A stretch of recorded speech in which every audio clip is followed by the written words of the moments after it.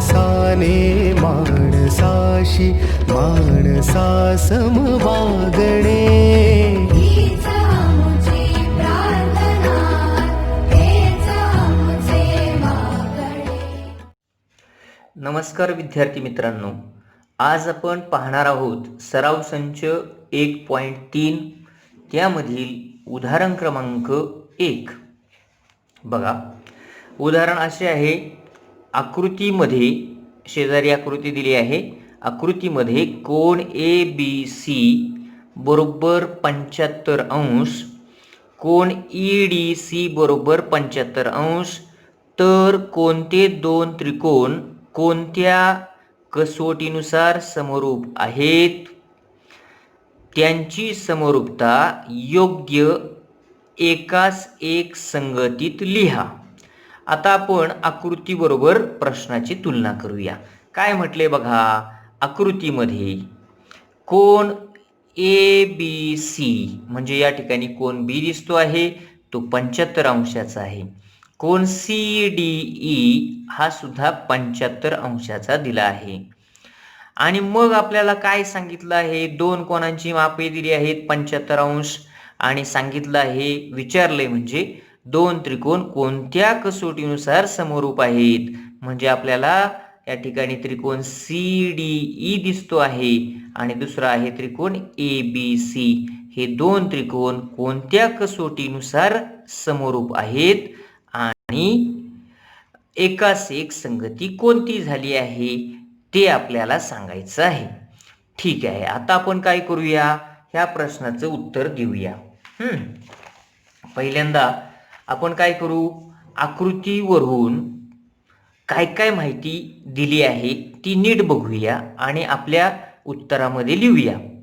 आपल्याला आठवत असेल, आपण जेव्हा समरूपतेच्या कसोट्या शिकलो तेव्हा मी तुम्हाला सांगितलं होतं की जेव्हा जेव्हा तुम्हाला दोन त्रिकोण समरूप दाखवायचे आहेत, आता इथे काय करायचं, तुम्हाला दोन त्रिकोण समरूप दाखवायचे आहेत आणि कोणत्या कसोटीनुसार ते देखील सांगायचं आहे. मग तुम्हाला आठवत असेल, दोन त्रिकोण समरूप दाखवण्यासाठी काय करावे. आठवते, मी वाक्य लिहून दिली होती 5. त्यामध्ये सांगितलं होतं शेवटचं वाक्य, दोन त्रिकोण समरूप दाखवण्यासाठी काय करावे. त्यामध्ये असं लिहिलं होतं, दोन त्रिकोण समरूप दाखवण्यासाठी त्रिकोणांच्या समरूपतेची योग्य ती कसोटी वापरावी. मग तुम्हाला या ठिकाणी त्रिकोण CDE आणि त्रिकोण ABC हे दोन त्रिकोण समरूप दाखवण्यासाठी त्रिकोणाच्या समरूपतेची योग्य ती कसोटी वापरावी लागेल. मग आपण हेही सांगितलं होतं की समरूपतेची कसोटी वापरत असताना पहिलं प्राधान्य कुणाला द्यायचं आहे, कुणाला द्यायचं 1 नंबरचं प्राधान्य, कोको कसोटीला. कोणत्या कसोटीला, कोको कसोटीला. मग ठीक आहे, आपण आता या ठिकाणी कोको कसोटी ह्या दोन त्रिकोणात लागते का हे अभ्यासणार आहोत. मग त्यासाठी कुठलीही समरूपतेची कसोटी लावायची असेल तर प्रथम आपल्याला काय लिहावं लागतं, त्रिकोण टिंबटिंब व त्रिकोण टिंबटिंब मध्ये. आता टिंबटिंब का म्हटलं, वेगवेगळ्या उदाहरणात त्रिकोणांची नावं वेगवेगळी येतील म्हणून मी त्या ठिकाणी म्हटलं टिंबटिंब. मग या आकृतीमध्ये काय आहे बघा बरं, पहिल्या त्रिकोणाचं नाव काय आहे, त्रिकोण CDE, आणि म्हणून मी उत्तरात लिहिलेले बघा, उत्तर सुरू केलं माझं आणि असं म्हटलंय, उत्तरात काय म्हटलंय, त्रिकोण CDE. पहिला त्रिकोण घेतला मी, त्रिकोण CDE, व त्रिकोण दुसरा कोणता बरं, त्रिकोण CAB असं तुम्ही म्हणू शकता. जसं CDE म्हटलं तसं CAB म्हणता येईल, त्रिकोण ABC म्हणता येईल. त्रिकोणाचं नाव कसंही घेतलं तरी चालेल, फक्त संगती मात्र नीट लावायची आहे. मी या ठिकाणी लिहिणार आहे त्रिकोण CDE, तसं लिहितो त्रिकोण CBA, त्रिकोण CBA, त्रिकोण CBA मध्ये. अशी ओळ आपल्याला कुठलीही कसोटी लावायच्या पूर्वी लिहायची असते. मग आता पुढचा मुद्दा आपण बघूया. पुढच्या मुद्द्यामध्ये आपल्याला काय करायचंय, कोको कसोटी लावायची. म्हणजे पहिल्यांदा आपल्याला आकृतीमध्ये चेक करायचं आहे की पहिल्या त्रिकोणाचा एक कोन आणि दुसऱ्या त्रिकोणाचा एक कोन एकरूप आहे का. म्हणजे कोको मधला पहिला कोन मिळेल. मग एक आकडा मी लिहिला या ठिकाणी आणि असं म्हटलं की पहिला कोन एकरूप आहे का, त्यासाठी आकृतीकडे बघता येईल तुम्हाला. आणि मग लक्षात येईल तुमच्या त्रिकोण CDE मधला एक कोन आहे कोन CDE. किती अंशाचा आहे तो, 75. त्याचबरोबर मोठा त्रिकोण दिसतो आहे, त्याचं नाव आपण ठेवलं होतं त्रिकोण CBA. मध्ये देखील एक कोन आहे कोन B नावाचा, तो किती अंशाचा आहे, 75. मग याचा अर्थ काय झाला, समान मापाच्या कोणांना एकरूप कोन म्हणतात. म्हणजेच हे दोन कोन जे आहेत ना 75 अंश 75 अंशाचे, ते एकरूप झाले. आणि मग तेच आपण पहिल्या ओळीमध्ये लिहिणार आहे. मग पहिल्या त्रिकोणाचा छोटा त्रिकोण घेतला पहिला, त्रिकोण CDEचा कोणता कोन, कोन CDE. आपल्याला कोणता घेता येईल, कोन CDE. आणि दुसरा कोणता घेता येईल, कोन ABC. हे एकरूप होतील की नाही सांगा बरं. झालं, पहिलं तर एक काम झालं, दोन कोन एकरूप झाले. आता अजून एक गोष्ट बघायची, एक कोन एकरूप झाला, अजून कोणता कोन एकरूप आहे ते देखील बघायचं आहे. कारण आपलं काय सांगायचंय, कोको कसोटी लावायची असेल तर पहिल्या त्रिकोणाचे दोन कोन पाहिजेत ना. मग दोन कोन शोधायचेत, एक कोन झाला. आता बघा, त्रिकोण CDE चा एक कोन आहे कोन C आहे की नाही बघा बरं इथे, कोन C. आणि त्रिकोण CBA चा देखील एक कोन आहे कोन C आहे की नाही सांगा बरं. त्रिकोण CDE चा एक कोन C आहे. त्याचबरोबर त्रिकोण CBA म्हणजे मोठा त्रिकोण, त्याचा देखील एक कोन C आहे. म्हणजे याचा अर्थ असा झाला, या ठिकाणी बघा, हा जो कोन C आहे ना, तो दोनही त्रिकोणांचा आहे आणि यालाच म्हणतात कोन सामायिक आहे. कोन कसा आहे, सामायिक. मग जर कोन सामायिक आहे म्हणजे ते एकरूपच, दोघात एक आहे कोन. आणि मग आपल्याला अशा पद्धतीने पहिल्या त्रिकोणाचे दोन कोन, कोन C हा दुसऱ्या त्रिकोणाचा कोन C याच्याशी एकरूप झाला. पहिल्या त्रिकोणाचा कोन CDE आणि दुसऱ्या त्रिकोणाचा कोन CBA हे 75 अंशाचे, तेही एकरूप झाले. आणि म्हणून या दोन त्रिकोणात कोको कसोटी लागत आहे. मग लागते म्हणून मांडायची. मग आता मला सांगा बरं, सिद्धतेमध्ये आपल्याला काय लिहिता येईल, पहिली ओळ आपली ठरल्याप्रमाणे त्रिकोण CDE व त्रिकोण CBE मध्ये म्हणजे जे दोन त्रिकोण समरूप दाखवायचे असतात ते सुरुवातीला या ठिकाणी मांडायचे आहेत. मग पहिली ओळ काय लिहिता येईल, कोन. पहिल्यांदा आपण काय करूया, सामायिक कोन आहे ना तो लिहूया. मग कोन C, पहिला कोन कोणता, कोन C. एकरूप कोन, त्याचा जोडीदार कोन, तोच कोन, सामायिक आहे ना. कोन C एकरूप कोन C. आणि त्याला कारण द्यायचं सामायिक कोन. काय कारण द्यायचं, सामायिक कोन. इंग्लिशमध्ये म्हणायचं कॉमन अँगल. काय म्हणायचं, कॉमन अँगल्स. ठीक आहे. अशा पद्धतीने पहिलं विधान तर आपलं पूर्ण झालं. आता दुसरं विधान, कोन CDE पहिल्या त्रिकोणाचा, जो पहिला त्रिकोण या ठिकाणी डाव्या बाजूला लिहिला आहे. डाव्या बाजूला लिहिलेल्या त्रिकोणाची संपूर्ण माहिती डाव्या बाजूला लिहायची, उजव्या बाजूला लिहिलेल्या त्रिकोणाची संपूर्ण माहिती उजव्या बाजूला लिहायची आहे.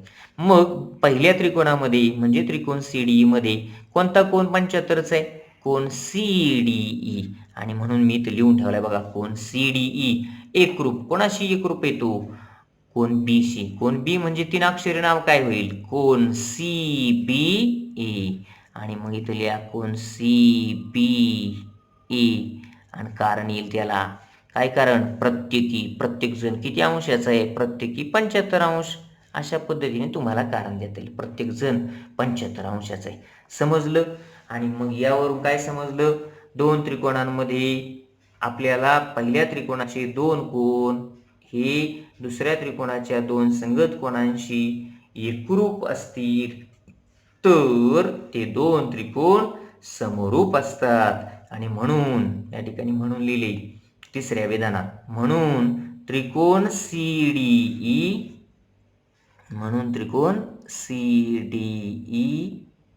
समरूप त्रिकोण CDE समरूप त्रिकोण CBA.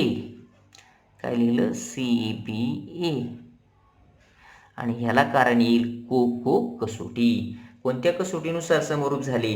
आपल्याला प्रश्न विचारला होता, दोन त्रिकोण, कोणते दोन त्रिकोण? या ठिकाणी उत्तर आलं बघा, त्रिकोण सीडीई आणि त्रिकोण सीबी. हे दोन त्रिकोण कोणत्या कसोटीनुसार समरूप झाले?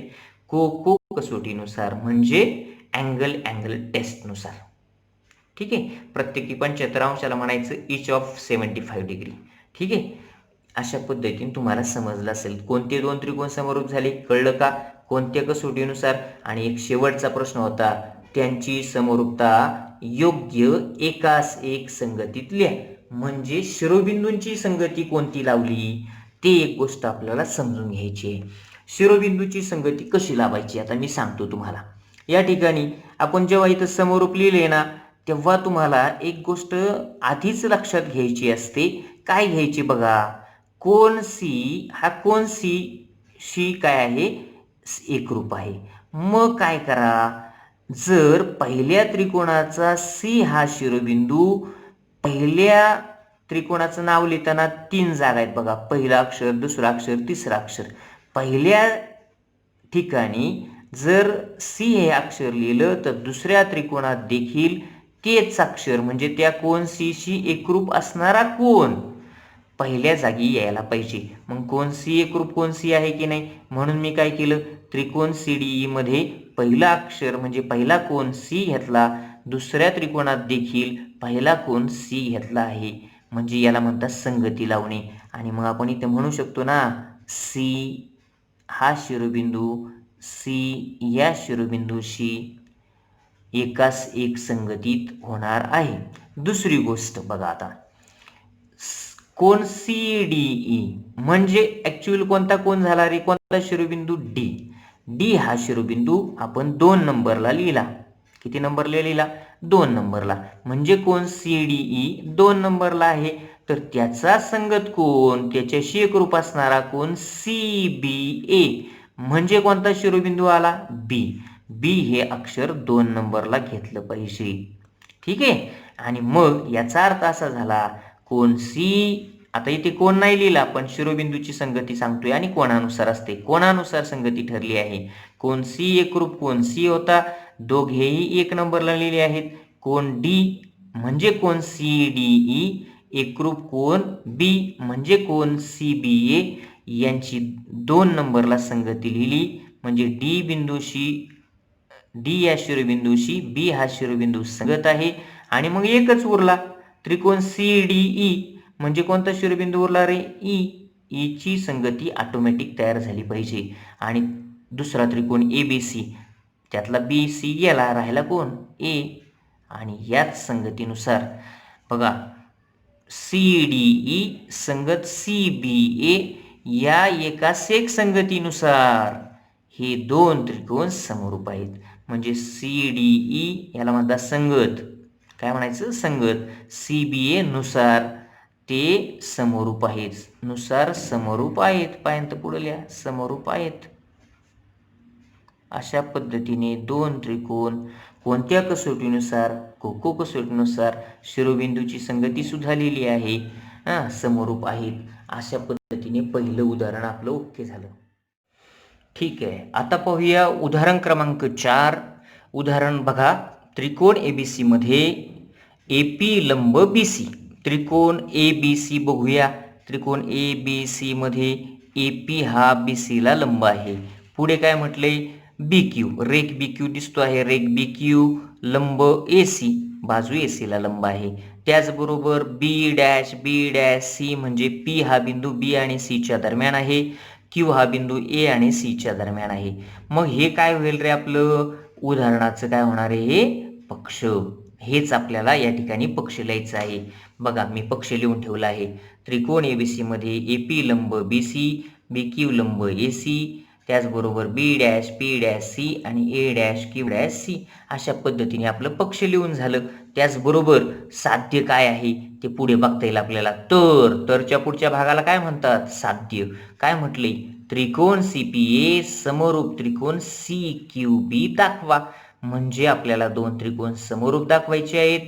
आणि जेव्हा जेव्हा असं येतं सिद्ध करा, दाखवा, तेव्हा आपण पक्ष लिहितो, साध्य लिहितो आणि शेवटी सिद्धता मांडून दाखवत असतो. मग आपलं नेहमीप्रमाणे अजून उदाहरण संपलं नाही, पुढे सुद्धा आहे. जर AP बरोबर 7, BQ बरोबर 8, BC बरोबर 12, तर ACची किंमत देखील काढायला सांगितली आहे. मोठं उदाहरण आहे. पहिलं काम आहे 2 त्रिकोण समरूप दाखवणे आणि म्हणून पक्ष लिहिल्यानंतर साध्य लिहायचं आहे. त्रिकोण CPA समरूप त्रिकोण CQB. बघा, जसं इथे लिहिलं होतं तसंच मी साध्यामध्ये मांडलं आहे. मग साध्याला आपण नेहमी प्रश्न विचारतो. काय विचारतो? मला काय करायचे आहे? साध्य तुम्हाला सांगेल, तुला 2 त्रिकोण समरूप दाखवायचे आहेत. 2 त्रिकोण समरूप दाखवायचे आहेत आणि मग आपण तुम्हाला लिहून दिलं आहे 2 त्रिकोण समरूप दाखवण्यासाठी काय करावे. त्यासाठी वाक्य आठवायचं आहे. आपलं वाक्य असं होतं, 2 त्रिकोण समरूप दाखवण्यासाठी त्रिकोणांच्या समरूपतेची योग्य ती कसोटी वापरावी. आणि म्हणून आपल्याला त्रिकोणांच्या समरूपतेची योग्य ती कसोटी वापरायची आहे. मग पहिली कसोटी कोणती, जिला आपल्याला प्राधान्य द्यायचं आहे, ती आहे कोको कसोटी. मग कसोटी वापरायची म्हणजेच सिद्धतेमध्ये आपल्याला नेहमी एक वळ लिहावी लागते आणि ती काय असते रे आपली नेहमीची वळ, त्रिकोण टिंबटिंब व त्रिकोण टिंबटिंब मध्ये. मग आपण पहिल्यांदा काय करू, आपल्याला जे त्रिकोण समरूप दाखवायचे तेच लिहायचे. मग पहिला त्रिकोण कोणता, त्रिकोण CPA व त्रिकोण दुसरा कोणता CQB मध्ये. हे ठरल्याप्रमाणे आहे, जे 2 त्रिकोण समरूप दाखवायचे आहेत त्यांचं वर्णन पहिल्या ओळीत करायचं आहे, तिला क्रमांक द्यायचा नाही. मात्र दुसऱ्या ओळीमध्ये जर तुम्ही कोको कसोटी लावणार असेल तर पहिल्या ओळीला एक को येईल आणि दुसऱ्या ओळीला दुसरा को येईल. म्हणजे उभी मांडणी केली कोको तर कोण कोण अशा पद्धतीने मांडणी होणार आहे. मग मी कोको कसोटी पहिली वापरायचा प्रयत्न करणार आहे. मग कोको कसोटी लागते का, त्यासाठी आपल्याला त्रिकोण बघावा लागेल. 2 त्रिकोण बघायचेत आणि कोको कसोटी लागते का हे पाहायचं आहे. त्यासाठी पहिला त्रिकोण बघूया आपण. या ठिकाणी मोठी आकृती त्रिकोणांची गर्दी झालेली आहे. आपल्याला फक्त त्रिकोण CPA पाहायचा आहे. मी दाखवतो तुम्हाला. बघा, त्रिकोण CPA या ठिकाणी दिसतोय. मी जरी ते पांढरा कागद लावला बाजूला तर तुम्हाला फक्त त्रिकोण CPA दिसेल. बघा आता हे बघा, त्रिकोण CPA दिसला का, त्रिकोण CPA. मग हा आहे तुमचा त्रिकोण CPA.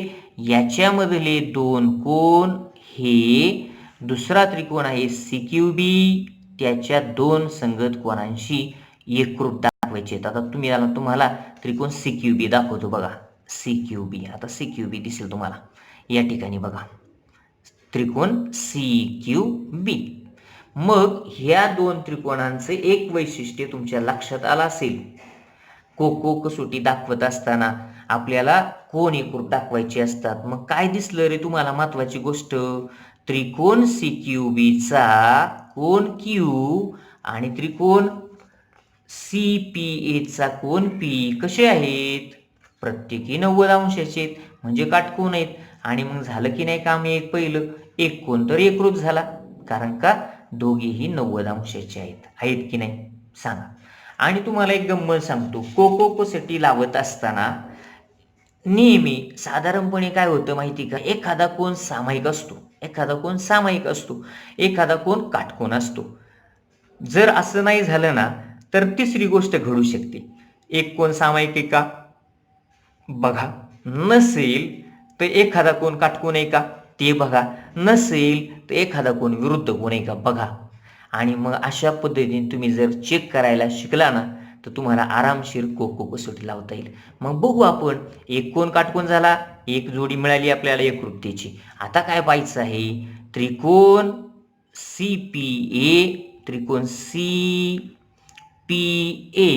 चा एखादा कोण आणि त्या दुसऱ्या त्रिकोणाचा एखादा कोण सामायिक आहे का.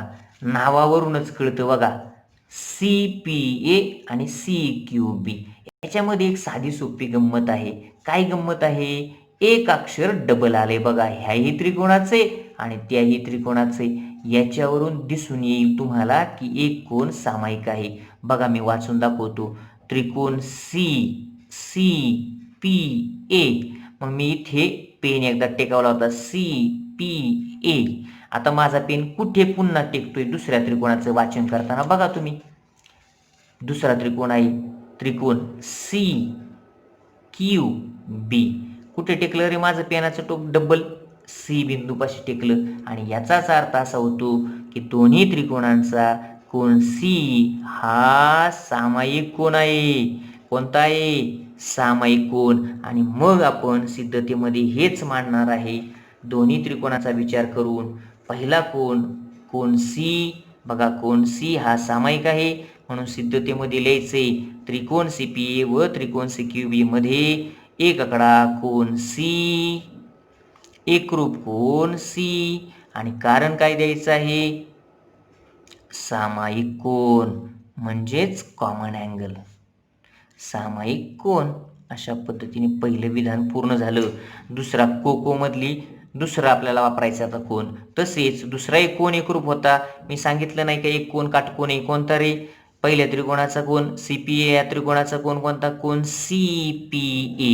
आणि मग लिहा कोण CPA एकरूप कोण. दुसऱ्या त्रिकोणाचा CQB त्रिकोणाचा कोण CQB. आणि या ठिकाणी लिहायचं आहे कोण CQB. दोघेही एकरूप आहेत कारण प्रत्येकी 90 अंश. प्रत्येक जण 90 अंशाचा आहे. मगाशी कसं आधीच्या उदाहरणात प्रत्येक जण 75 अंशाचा होता, तसं इथे कोण आहे? प्रत्येक जण 90 अंशाचा आहे. समान मापाच्या कोणांना एकरूप कोण म्हणतात म्हणून ती एकरूप झाली. अशा पद्धतीने कसोटी झाली. बघा पहिल्या विधानात को आलाय, दुसऱ्या विधानात को आलाय. को शब्द आडवा होता त्याला उभा केला का को होतो. आणि मग पहिल्या त्रिकोणाचे दोन कोण दुसऱ्या त्रिकोणाच्या दोन संगत कोणांशी एकरूप असतील तर ते त्रिकोण समरूप असतात. आणि म्हणून तिसरा आकडा मी लिहिलाय म्हणून त्रिकोण CPA समरूप त्रिकोण. मुद्दाम रिकामी जागा ठेवली. काय होईल? CQ म्हणजे त्रिकोण CQB. आणि कारण येईल कसोटी म्हणजे अँगल टेस्ट. दुसरं उदाहरण चाललंय. दोन्ही उदाहरणात आपण अँगल टेस्ट वापरली आहे. मग अशा पद्धतीने आपलं साध्य पूर्ण झालं. दोन त्रिकोण समरूप दाखवायची होती, आपण दाखवली आहेत. दाखवलीत का? मग आता पुढचा मुद्दा आपल्याला घ्यायचा आहे. बघा काय मुद्दा आहे. आपल्याला सांगितलं होतं जर AP बरोबर 7, BQ बरोबर 8, BC बरोबर 12 तर AC काढायचा आहे. आता तुम्हाला आठवत असेल दोन त्रिकोण समरूप असतील तर काय होतं रे? जेव्हा दोन त्रिकोण समरूप असतात तेव्हा त्यांच्या संगत बाजू प्रमाणात असतात. तसेच त्यांचे संगत कोण एकरूप असतात. पण आपल्याला कोणते कोण एकरूप आहेत हे विचारलेलं नाही. मग काय विचारले? संगत बाजूची लांबी काढायची म्हणजे बाजू प्रमाणात आहेत हे आपल्याला मांडलं पाहिजे.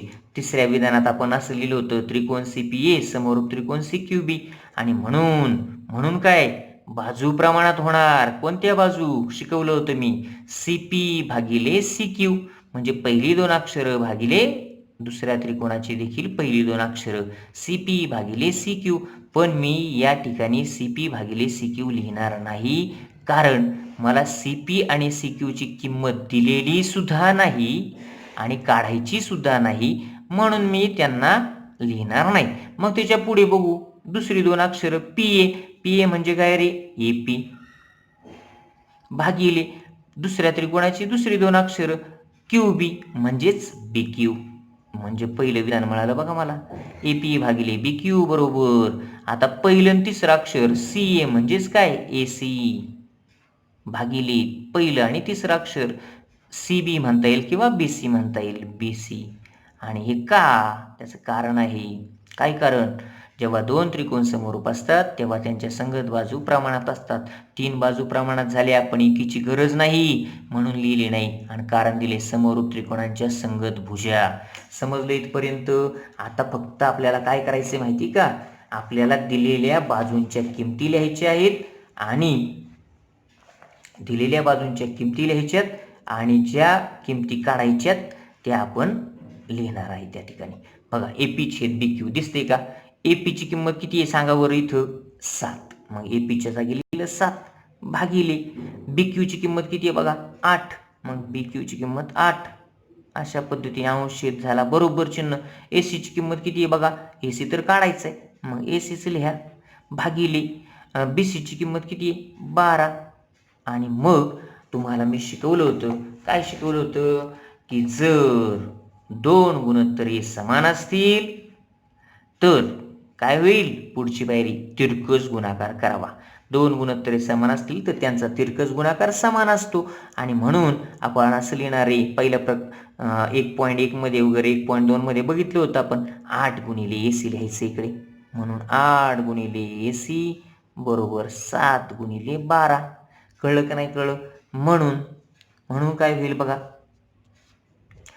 एसीची किंमत काढायची. मग एसी जागेवर राहायला बरोबर चिन्ह द्यायचे. 8 हा गुणिले आहे डाव्या बाजूला, उजवीकडे गेला तर भागिले होईल. 7 गुणिले 12 भागिले 8. 7 गुणिले 12 भागिले 8. आणि मग याची पुढची स्टेप काय होणार, पुढे लिहू आपण त्याच्या पुढे. बरोबर आपल्याला छेदाने अंशाला भागायचे किंवा अंशाने छेदाला भागायचे. 8ने 12ला निशेष भाग जात नाही. मग काय करायचं, त्रयस्थ संख्या घेतली एक 4 आणि 4ने 8ला आणि 4ने 12ला भाग जातो. म्हणजे असं होईल 7च्या जागी 7 गुणिले 4ने भागतोय ना मी आता, 4 त्रिक 12 आणि भागिले 4 दुने 8. आणि मग पुढे जाईल तुमचं 7 त्रिक 21 भागिले 2 आणि शेवटचं उत्तर 21ला आपण 2ने जर भागलं तर 21च्या निम्म काय होणार, 10.5. 10.5 अशा पद्धतीने एसीची किंमत तुमची आलेली आहे 10.5. समजलं का? अशा पद्धतीने आपलं हे उदाहरण पूर्ण झालं. चला उदाहरण क्रमांक 5 काय म्हटले बघा, आकृतीत समलंब चौकोन दाखवला आहे बघा. PQRS मध्ये बाजू PQ, या ठिकाणी बाजू PQ आहे, समांतर बाजू SR, तळाला बाजू SR आहे. AR बरोबर 5 वेळा AP. AR दिसतोय का तुम्हाला? AR हा कसा आहे, APच्या 5 पट आहे.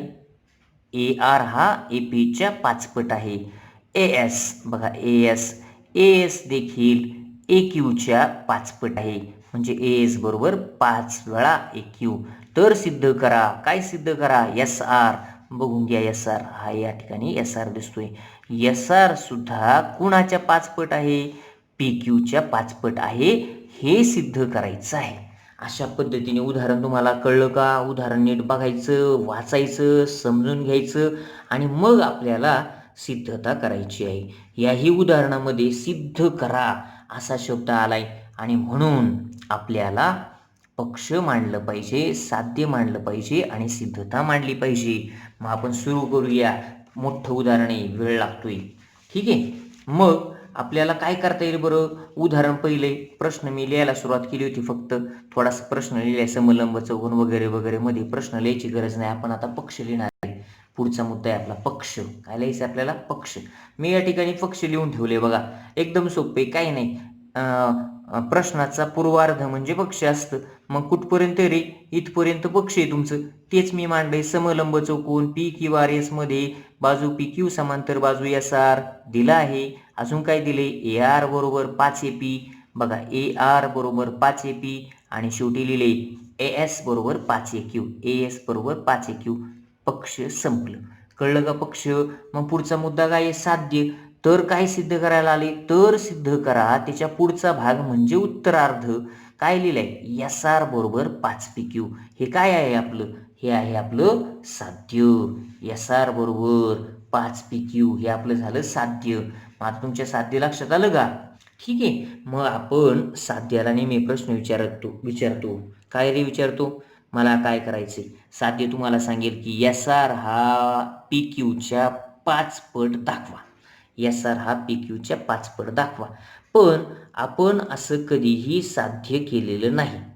मग काय करायचं असतं की त्याचं सोपं रूप करता येईल का? SR बरोबर 5 PQ याचं सोपं रूप काय होईल दाखवतो मी तुम्हाला. बघा, SR बरोबर 5 Q याचं सोपं रूप असं होईल. आपण असं लिहिलं, SR बरोबर 5 PQ. बघा, असं लिहिलं आणि त्याचीच पायरी पुढची अशी असू शकते, SR भागिले 5 गुणिले PQ आहे. PQ जर डावीकडे आला तर काय होईल रे? भागिले PQ. आणि उजवीकडे कोण राहिला? 5. भागिले कोण आहे, कोणीच नाही म्हणजे 1/1. आणि याचा अर्थ असा झाला SR बरोबर 5PQ दाखवा, म्हणजेच SR भागिले PQ बरोबर 5/1 दाखवा. आता तुम्हाला मला प्रश्न विचारायचा आहे,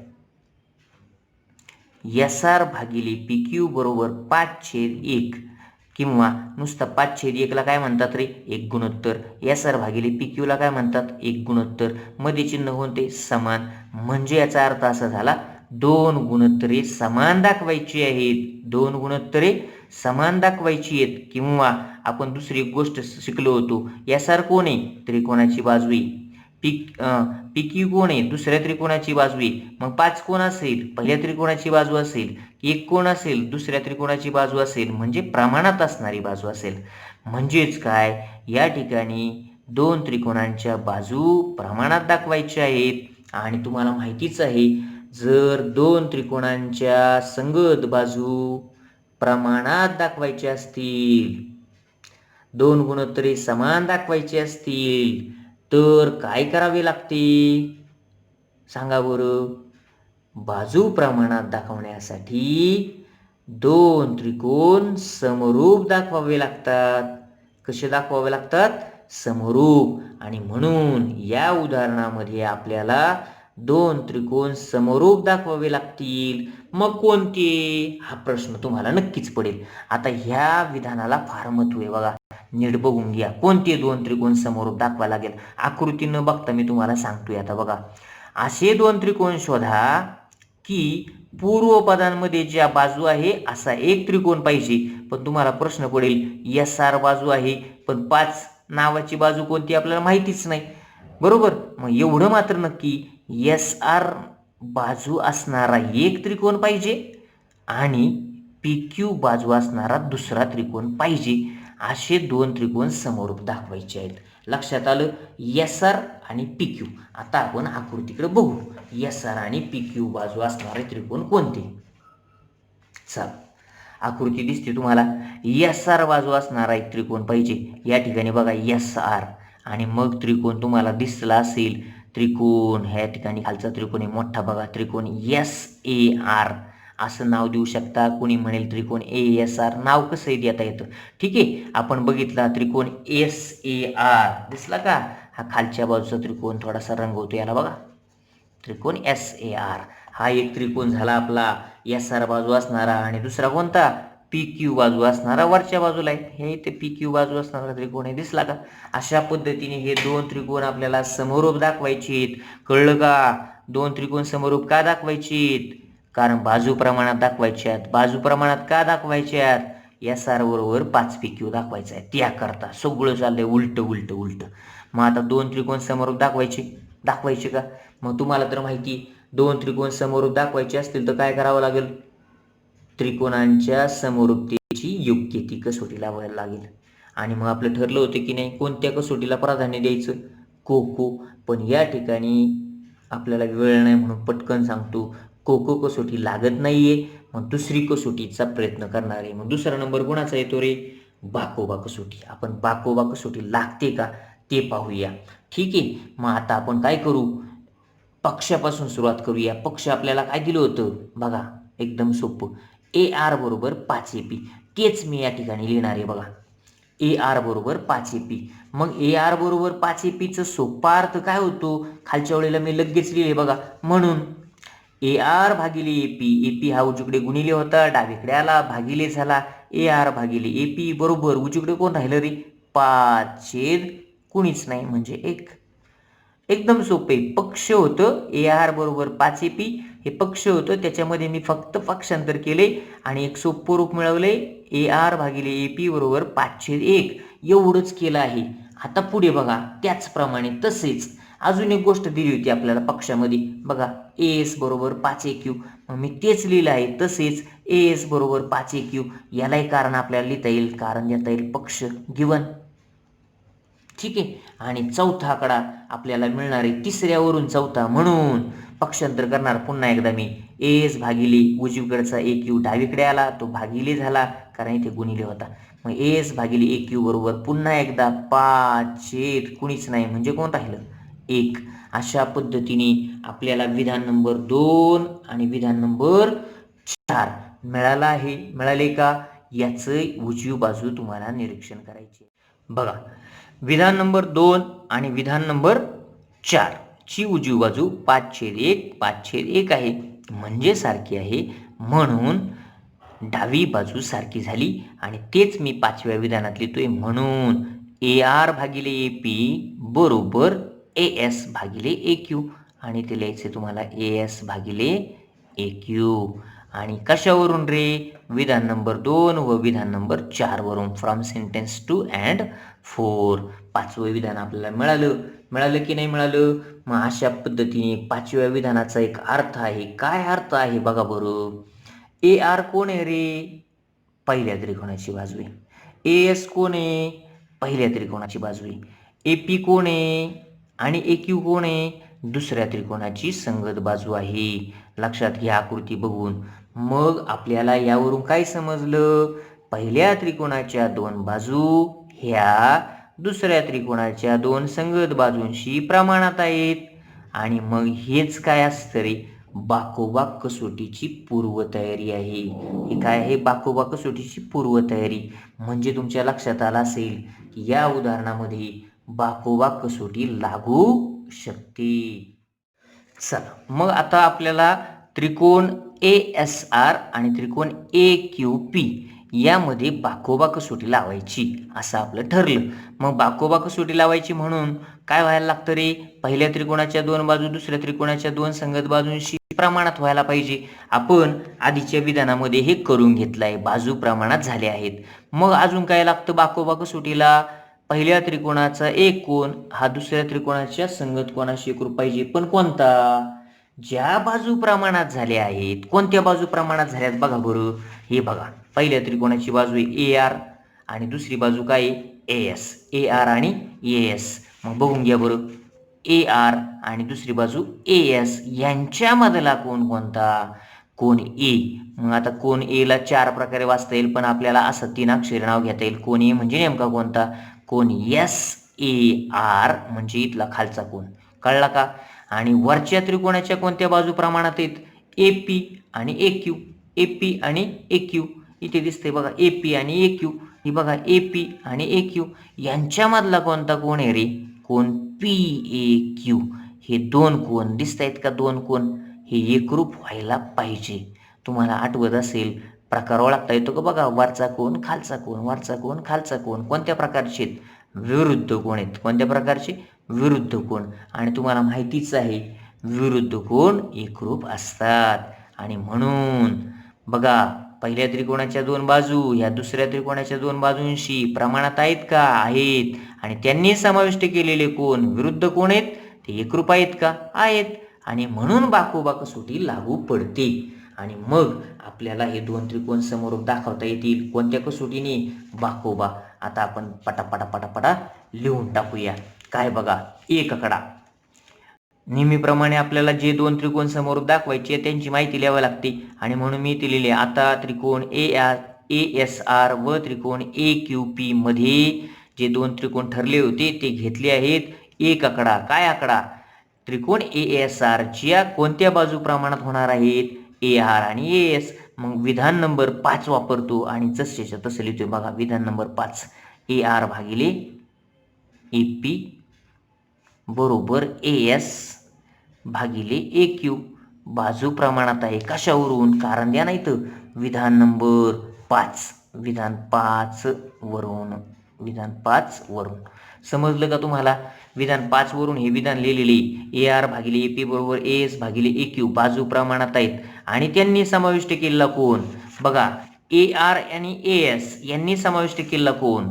AR आणि AS यांनी समाविष्ट केलेला कोण? इथला त्याचं नाव काय? कोण SAR. मी तेच लिहिले, कोण SAR. म्हणून लिहायची गरज नाही. कोण SAR एकरूप कोण. त्याचा जोडीदार कोण? SAR चा जोडीदार कोण?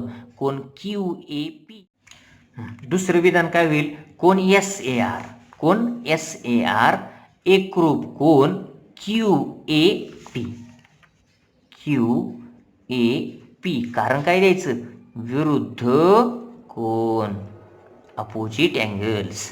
समजलं? अशा पद्धतीने पहिल्या त्रिकोणाच्या दोन बाजू म्हणजे AR आणि AS त्यांनी समाविष्ट केलेला कोन SAR, दुसऱ्या त्रिकोणाच्या दोन बाजू AP आणि AQ त्यांनी समाविष्ट केलेला कोन QAP हे बाजू प्रमाणात आहेत आणि कोन एकरूप आहेत, म्हणून त्रिकोण ASR समरूप त्रिकोण AQP.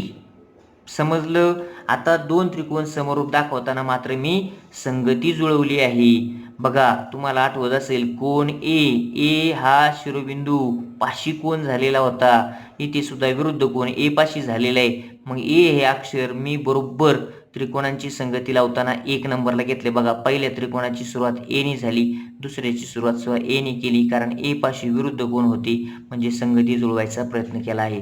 तुम्हाला काळजी घ्यावी लागेल, संगतीनुसारच समरूपता मांडायची आहे. म्हणून त्रिकोण ASR समरूप त्रिकोण AQP. कारण काय? कोणती कसोटी? बाकोबा कसोटी. कोणती कसोटी रे? बाकोबा कसोटी नुसार दोन त्रिकोण समरूप झाले आहे. मग आपल्याला पुढे काय करायचे? जेव्हा दोन त्रिकोण समरूप असतात तेव्हा काय असतं? त्यांच्या बाजू प्रमाणात असतात. मग बाजू कशा प्रमाणात? AS भागिले AQ हे शिकवलं होतं. पहिली दोन अक्षर भागिले पहिली दोन बरोबर दुसरी दोन SR भागिले QP. QP ला PQ म्हटलं तरी चालतं. आणि बरोबर पहिलं आणि तिसरं अक्षर काय होईल? AR. काय होईल? AR बरोबर भागिले पहिलं आणि तिसरं AP. आणि त्याला कारण आहे समरूप त्रिकोणाच्या संगत भुजा. समजलं? हे तुम्हाला माहिती आहे. तर दोन त्रिकोण समरूप असतील तर त्यांच्या बाजू प्रमाणात असतात. आणि म्हणून काय? तुम्हाला आपण वर लिहून ठेवले बघा, AS भागिले AQ. AS भागिले AQ किती रे किंमत? 5/1. मग या ठिकाणी आपल्याला लिहिता येईल की नाही? AS भागिले AQ किती? 5/1. SR भागिले QP. SR भागिले QP माहीत नाही, मग आपण लिहून ठेवू SR भागिले QP. QPला काय म्हणायचं रे? PQ. बरोबर. आणि बरोबर AR भागिले AP. AR किती आहे रे? AR भागिले AP किती? 5/1. म्हणजेच काय? 2 वेळा 5/1 आला समोरासमोर, मग आपण एकदाच मांडला. आणि मग आपल्याला साधी सोपी गोष्ट आहे, दोन गुणोत्तरे समान असतील तर पुढची पायरी काय असते? तिरकस गुणाकार करावा. आणि म्हणून मी असं केलं, 1 गुणिले SR. SR एके SR बरोबर 5 गुणिले PQ म्हणजे 5 PQ. आणि हेच आपलं साध्य आहे का? बघा चेक करून. SR बरोबर 5 PQ. SR बरोबर 5 PQ. अशा पद्धतीने आपलं साध्य पूर्ण झालं आहे. एकदम सोपं आहे, काही अवघड नाही. ठीक आहे. ओके, आज एवढंच. धन्यवाद.